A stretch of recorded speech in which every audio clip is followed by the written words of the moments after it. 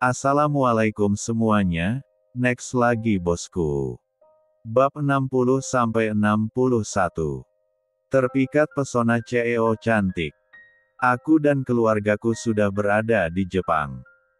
Miss Bona mendapatkan pesan dari Rizal, dia dan Rizal memang belum bertemu, karena Miss Bona harus mengurus Eliana di rumah sakit, karena itu dia meminta detektif Lim untuk menanganinya. Miss Bona tahu Rizal pasti diincar juga oleh Tuan Mario, karena itu dia ingin Rizal dan keluarganya berada di tempat yang aman, tentu saja didampingi beberapa bodyguard. Rizal memang tidak ingin bercerita pada Erlen mengenai ini setelah tahu ternyata dia saksi yang melihat langsung, bagaimana sebuah truk menabrak mobil sedan milik Tuan Adnan. Itu karena dia tidak ingin Erlen mengkhawatirkannya dan berada dalam bahaya karenanya. Begitu juga Miss Bona, dia begitu patuh pada Eliana, tidak bisa bercerita tanpa mendapatkan persetujuan dari sang nona. Erlen teringat dengan pesan dari Miss Bona bahwa Tuan Mario tidak boleh tahu bahwa Eliana amnesia. Itu akan menjadi S3 jatah baginya untuk meminta penggantian posisi CEO. Karena yang namanya amnesia tidak akan tahu kapan akan pulih ingatannya. Sementara Eliana sama sekali tidak ingat apapun tentang dirinya, bahkan dia tidak bisa mengingat Miss Bona yang selalu menemaninya. Walaupun begitu Miss Bona sudah mengenalkan dirinya sebagai asisten pribadi Eliana, dan dia juga menunjukkan foto Erlen pada Eliana, dia ingin Eliana tahu bahwa dia sudah menikah, karena dia tahu Eliana memiliki perasaan pada Erlen, dan juga hanya Erlen yang bisa membantu Eliana saat ini. Karena itu mereka memiliki strategi untuk berpura-pura Eliana masih terbaring koma di ruang ICU, padahal Erlen membawa Eliana pulang ke mansionnya, memilih mendapatkan perawatan khusus di mansion, walaupun kondisi Eliana masih lemah, belum kuat untuk berjalan, tapi inilah yang terbaik yang bisa dilakukan Miss Bona dan Erlen untuknya. Biarkan saya bertemu dengan El, saya ingin melihatnya sekali saja. Ucap Tuan Mario. Dia merasa kesal karena para bodyguard di sana melarangnya untuk bertemu El di ruang ICU. Maaf Tuan, kami tidak bisa mengizinkannya siapapun untuk menemui Nona El. Kata salah satu bodyguard di sana. Aku sudah menganggap El sebagai anakku sendiri. Tuan Mario mendengus kesal karena dia ingin sekali memastikan bagaimana keadaan Eliana saat ini. Dia berharap gadis itu secepatnya pergi ke akhirat. Bukan hanya Tuan Mario, Juan pun sama, dia tidak diberi izin untuk menengok Eliana di ruang ICU, padahal dia sangat mengkhawatirkan gadis itu. Padahal saat ini Eliana baru tiba di mansionnya, Eliana terperangah begitu melihat besarnya tempat tinggal dirinya, seperti sebuah istana.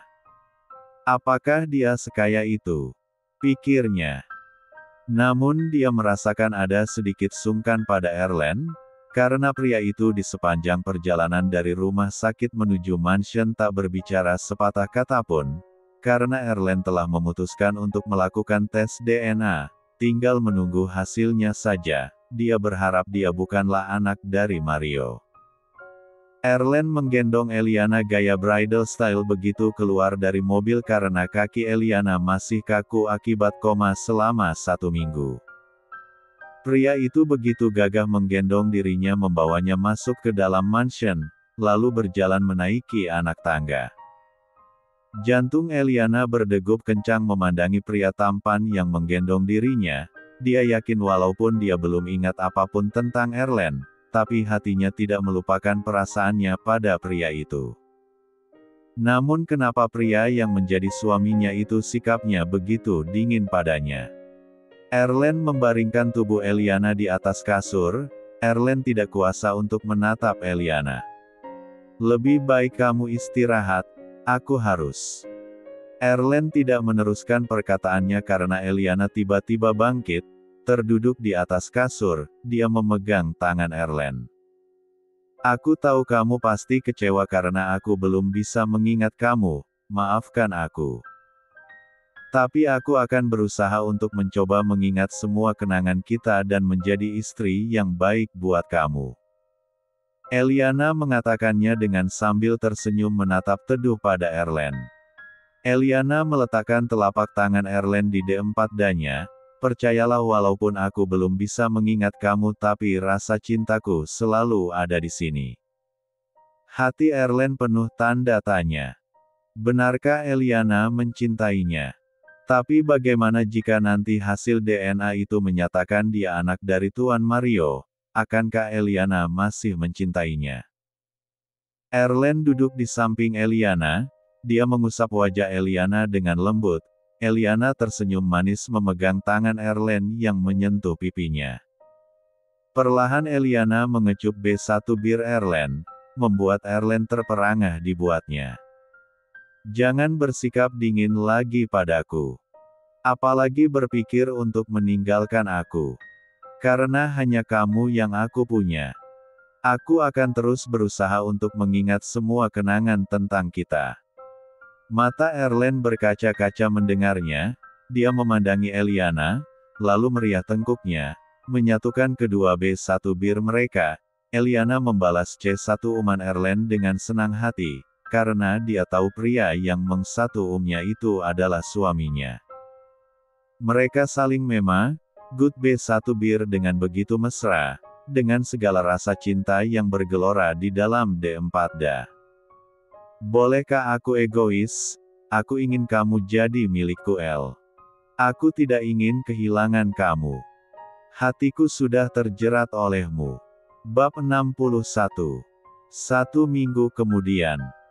Ingatan Eliana belum kembali, namun gadis itu terlihat begitu ceria tanpa memiliki beban pikiran apapun. Dia sudah tidak memerlukan perawatan lagi. Hanya saja 1 minggu 1 kali dokter pribadi Eliana akan mengecek keadaannya.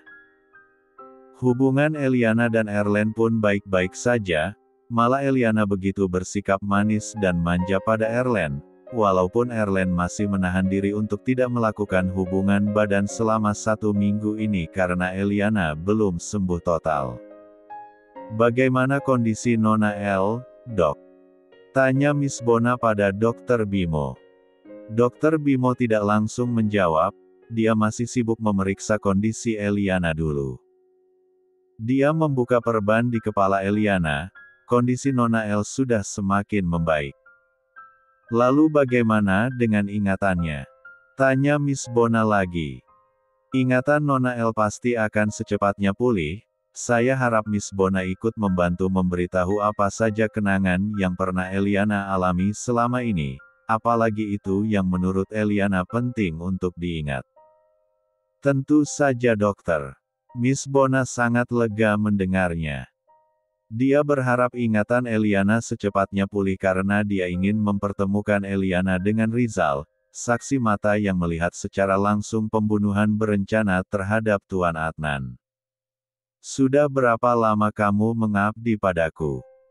Tanya Eliana pada Miss Bona. Setelah Dr. Bimo pergi. Dari Nona masih kecil, Nona sudah saya anggap anak sendiri. Pasti aku sangat merepotkan sekali. Gumam Eliana. Dia berjalan perlahan ke balkon, memandangi pemandangan yang indah di halaman mansionnya. Miss Bona mengikutinya. Dia berdiri di samping Eliana. Dia menunjukkan sebuah paviliun di bawah sana. Dulu Nona El suka sekali menyendiri di tempat itu. Sayangnya Eliana tidak bisa mengingatnya. Aneh sekali bukan? Aku sama sekali tidak ingat apapun tentang kehidupan aku dan orang-orang di sekitarku. Tapi jantungku terus berdebar-debar setiap bersama dia, membuat aku ingin selalu di dekatnya. Aku ingin sekali mengingat kenangan aku bersamanya. Eliana mengatakannya sambil memegang D4 danya. Miss Bona menatap dengan pandangan teduh pada sang Nona, sepertinya Nona sangat mencintainya. Eliana menghela nafas, tapi kenapa dia seperti memiliki beban pikiran, kadang sifatnya begitu dingin, kadang juga diperhatian. Miss Bona terdiam, dia tidak mengerti mengapa sikap Erlen begitu pada Eliana. tapi dia tidak bisa ikut campur dalam urusan nonanya. Apa mungkin karena aku belum memberikan servis batin? Miss Bona yang belum pernah berpacaran, dia terbelalak mendengarnya. Bagaimana bisa Eliana mengatakan masalah itu padanya? Mungkin saja Nona. Bukankah aku sudah sehat jadi aku bisa membuat suamiku senang? Oh tentu saja, Nona. Nona memang harus cepat memiliki anak. Anak. Eliana tersenyum lebar, membayangkan betapa bahagianya dia jika memiliki anak. Pastinya rumah tangga dia dan Erlen akan semakin lengkap dengan kehadiran seorang anak. Dert. Handphone Miss Bona bergetar, dia mendapatkan pesan dari Juan. Erlen mencoba untuk terus menginterogasi Arya, karena dia masih kerja di sana. Kebetulan dia memanggil Arya datang ke ruangannya saat itu. Namun sayangnya Arya tidak ingin mengakuinya. Saya berani bersumpah Pak, saya tidak mencelakai Nona Direktur. Arya terus mengelak, dia tidak mungkin berbicara jujur bahwa dia yang mendorong Eliana. Erlen mencoba bersikap tenang untuk menghadapinya, apa kamu tahu mengapa Rian meninggal?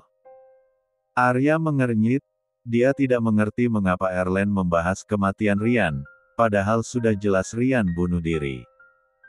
Dia bunuh diri, Pak. Bukan, tapi dia bunuh. Aku menyaksikannya sendiri. Aku bisa melindungi kamu jika kamu ingin bekerja sama denganku. Tetap saja Arya tidak ingin mengakui perbuatannya, dia yakin dia tidak akan dibunuh jika dia tidak membocorkan kejadian yang sebenarnya.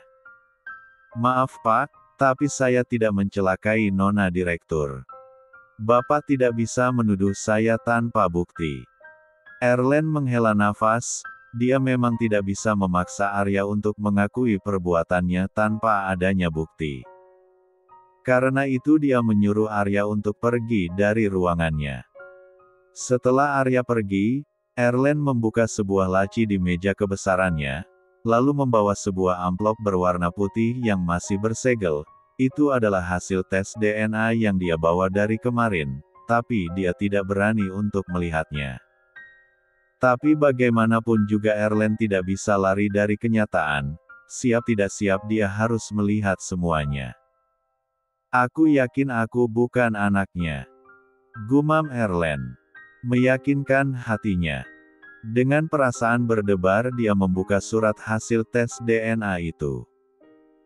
Dia membulatkan matanya begitu melihat hasil tes DNA itu, yang menyatakan bahwa sampel dia dan Tuan Mario ada kecocokan 100%, dan menyatakan bahwa Tuan Mario adalah ayahnya. Walaupun di sana tidak tertulis nama Tuan Mario, karena Erlen melakukan tes DNA secara ilegal. Betapa remuknya hati Erlen saat ini.